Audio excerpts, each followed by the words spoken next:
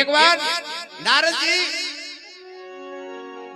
મૃત્યુલોકમાં વસ્તીમાં વિચરવા માટે નીકળ્યા ભિક્ષાવૃત્તિ માટે અને એક ઘરની ડેલીએ જઈ અને કીધું ભિક્ષાન દેહી મૈયા અને એક બાપુ દીકરાની વહુ ફૂપડું ભરીને અનાજ લઈને આવી અને કીધું લ્યો બાપુ આમ જોડી લાંબી કરી અને એમાં ફૂપડું ભરીને અનાજ નાખ્યું એટલે આશીર્વાદ આપ્યા નારદજીએ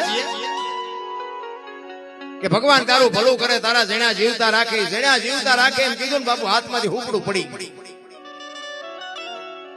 નારદજી કે બેન શું થયું તને, તારા હાથમાંથી હુકડું પડી ગયું, મારથી કઈ ખોટું બોલાઈ ગયું? કે ના બાપુ એવું નથી, પણ તમે કીધું ને કે તારા જણા જીવતા રાખે, મને ભગવાને શેર માટીની ખોટ છે, મને આપ્યું જ નથી. અને બાપુ નારદજીને વાઢ્યા હોય તો લોહી નો કે અરે આ ભગવાન નો કે જોવો તો ખરા ક્યાંક ક્યાંક અન્યાય નથી. ખાવા ધાન નો અહીંયા કે હાથ ને ગુજ્યા અવાડા ડાટા કાઢે અને આવું ભર્યું ભાદરું ઘર સાધુ સંતો ને હુકડા ભરી ભરીને અનાજ આપે, એને એક દીકરો નો આપીએ કે આજ ભગવાન નો વારો કાઢવો. ગયા ભગવાન ને કે કૃષ્ણ પરમાત્મા ને નારદજી કહે છે પ્રભુ મારે એક તમારી પાસે ફરિયાદ કરવી છે. શું?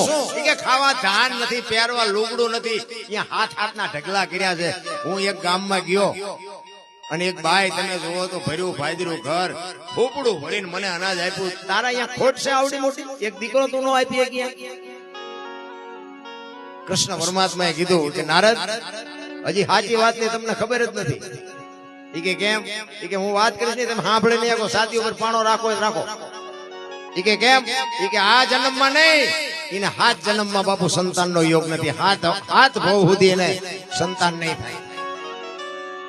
અને ભાઈ નારદજીને એમ થયું ઓહો આ બાઈ નું શું કર્મ હશે, 7 બહુ સુધી એક સંતાન નો યોગ નો હોય, આવડું મોટું આને શું કર્મ કર્યું છે.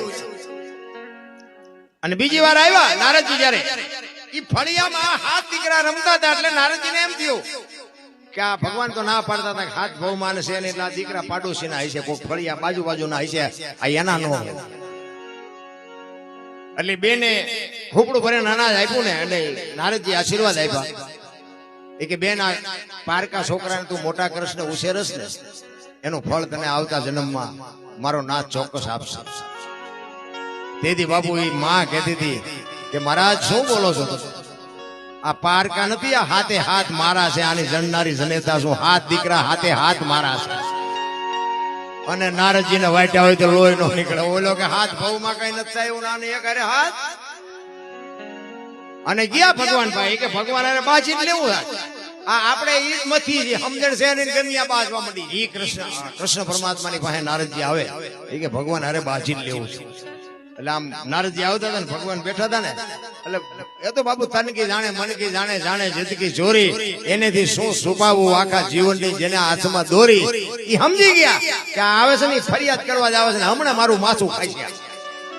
એટલે કૃષ્ણએ આડા પડી ગયા અને આડા પડી ગયા જે આમ રૂમ ની અંદર નારદ ગિર્યા ને તરત જ કૃષ્ણ પરમાત્મા ઉપર અરે નારદ હું ક્યાં નો તારી રાહ જોતો, મને પેટમાં એટલી વાઈટ ઉપડી છે કે હું તારી જ રાહ જોતો. વૈદ્ય આવીને કીધું કે માણાનું કાળજું ક્યાંકથી લઈ આવો તો મટે એવું છે ને કે મટે એવું જ નથી, તું કઈક વ્યવસ્થા કરી, હું તારી ચાંદ નો રાહ જોતો હતો. નારદ ને ઓલી વાત મગજમાં નીકળી કે તમને પેટમાં દુખે? અરે મારા બાપ તમે તો અખિલ બ્રહ્માંડના માલિક, તમને પેટમાં દુખે તમને કઈક થાય છે તો આ દુનિયાનું શું થાય છે? હું એટલે તો તને કહું છું તારી જ રાહ જોતો હતો. ઓલી વાત ને બાપુ લીડાટ મારી દીધી.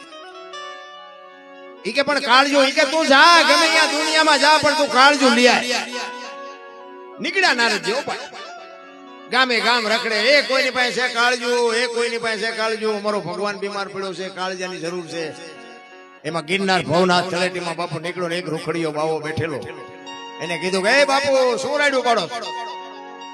એ કે ભાઈ કાળજો જોવે, અમારા ભગવાન બીમાર પડ્યો છે, એના આટલું વૈદ્ય કીધું છે કાળજો હોય તો મટે.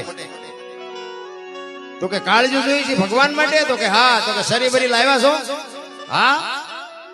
કોકના કાળજા કાઢવા સરિયું હારે જ હોય. એ તો આપણે મરવું હોય તો ઉપાધિ છે, કોકને મારવામાં ક્યાં વાંધો છે, ઉછીના હથિયાર લઈને જાય. એ કટાર આપી અને બાપુ ભાસ લઈને પેટમાં મારીને કાળજુ કાઢીને કીધું કાલ્યો લઈ જાઓ, આજે આ એક આપી છે, કદાચ જો ભગવાન હાજો ન થાય ને કાલ ખટારો ભરીને જોતો હોય તો ખટારો ભરીને આપશું, કાલ વી આવજો. અને હાથમાં કાળજુ લઈ અખિલ બ્રહ્માંડના માલિક પાસે આવે, એક હાથમાં કાળજો, એક હાથમાં કટાર અને લોહી લોહાણ લુગડા, અને આમ કૃષ્ણ પરમાત્માએ જોયું ને કીધું કે આને કોકને ગુડી નાખ્યું. આવ્યા એ કે કાળજો મળ્યું, એ કે ભગવાન તમારે વાતો કરવી, જાવ તો તમને ખબર પડે કેટલું રખડ્યો તે માન માન મેળ પડ્યો. એ કે પણ મને મટી ગયું. કે હા મટી ગયું. અરે હું જેટલા મારા ટાંટિયા ફરી ગયા તમારા આ કાળજો ગોતવામાં. અને પછી બાબુ અખિલ બ્રહ્માંડનો માલિક કહે છે કે તમને મળ્યું કેવી રીતે આપ્યું, ક્યાંથી મળ્યું? એ કે ગિરનાર તળેટીમાં એક રૂખડીયો બાવો હતો ને ભાઈ, એને કે હું રાડું પાડતો પાડતો જતો તો સાંભળી ગયો, મને બોલાવ્યો અને કીધું ભગવાનને કાળજું જોતું હોય કે હું કાઢી દઉં. કાઢી દીધું? તો કે હા. કે કેવી રીતે? એ કે કટાર મારીને કાળજું કાઢીને મને તરત આપ્યું, અને એને કીધું કાલ ઝાઝા જોતા હોય કાલ આવજો. એ કે નારદ, કાળજા કટારો મારીને જે કાળજા કાઢી દે ને એ તારે તો હાથ દીકરા લઈ જાય ને કે તારું કાળજું ક્યાં બહાર કેમ જ્યું તું? તને ઈ જ પ્રશ્ન હતો ને કે આ દીકરીને હાથ દીકરા કેવી રીતે? ઈ પ્રશ્ન હતો, એટલા માટે મેં તને મોકલ્યો હતો. તારું કાળજું નહોતું તારી હારે, એટલે મહાપુરુષોને લખવું પડ્યું. આવા મહાપુરુષો છે ને કોકના માટે બલિદાન આપ્યા છે.